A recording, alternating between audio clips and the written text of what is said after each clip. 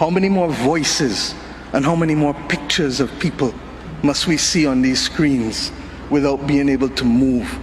Or are we so blinded and hardened that we can no longer appreciate the cries of humanity?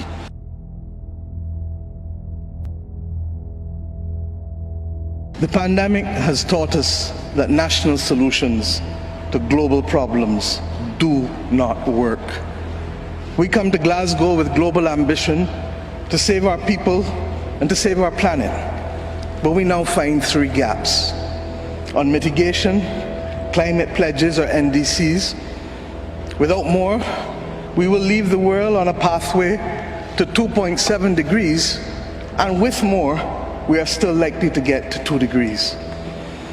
These commitments, made by some, are based on technologies yet to be developed, and this is at best reckless and at worst dangerous.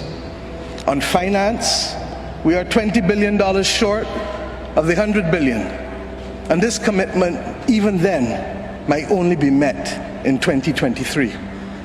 On adaptation, adaptation finance remains only at 25%, not the 50-50 split that was promised nor needed given the warming that is already taking place on this earth.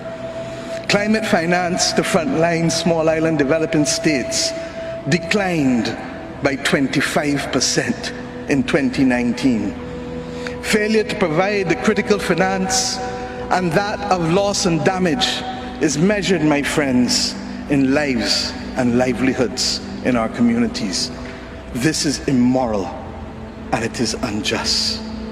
If Glasgow is to deliver on the promises of Paris, it must close these three gaps. So I ask to you, what must we say to our people living on the front line in the Caribbean, in Africa, in Latin America, in the Pacific, when both ambition and regrettably some of the needed faces at Glasgow are not present? What excuse should we give for the failure?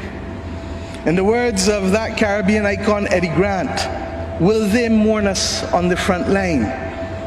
When will we, as world leaders across the world, address the pressing issues that are truly causing our people angst and worry, whether it is climate or whether it is vaccines? Simply put, when will leaders lead? Our people are watching, and our people are taking note. And are we really going to leave Scotland without the resolve and the ambition that is sorely needed to save lives and to save our planet? How many more voices and how many more pictures of people must we see on these screens without being able to move? Or are we so blinded and hardened that we can no longer appreciate the cries of humanity? I have been saying to Barbadians for many years that many hands make light work. Today, we need the correct mix of voices, ambition, and action. Do some leaders in this world believe that they can survive and thrive on their own? Have they not learned from the pandemic? Can there be peace and prosperity if 1/3 of the world literally prospers and the other 2/3 of the world live under siege and face calamitous threats to our well-being? What the world needs now, my friends, is that which is within the ambit of less than 200 persons who are willing and prepared to lead. Leaders must not fail those who elect them to lead. And I say to you, there is a sword that can cut down this Gordian knot, and it has been wielded before. The central banks of the wealthiest countries engaged in $25 trillion of quantitative easing in the last 13 years. 25 trillion. Of that, 9 trillion was in the last 18 months to fight the pandemic.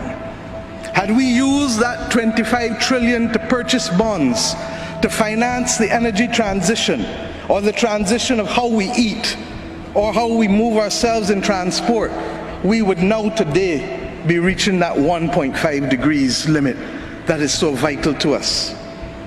I say to you today in Glasgow that an annual increase in the SDRs of $500 billion a year for 20 years, put in a trust to finance the transition, is the real gap, Secretary General, that we need to close, not the $50 billion being proposed for adaptation. And if 500 billion sounds big to you, guess what? It is just 2% of the 25 trillion.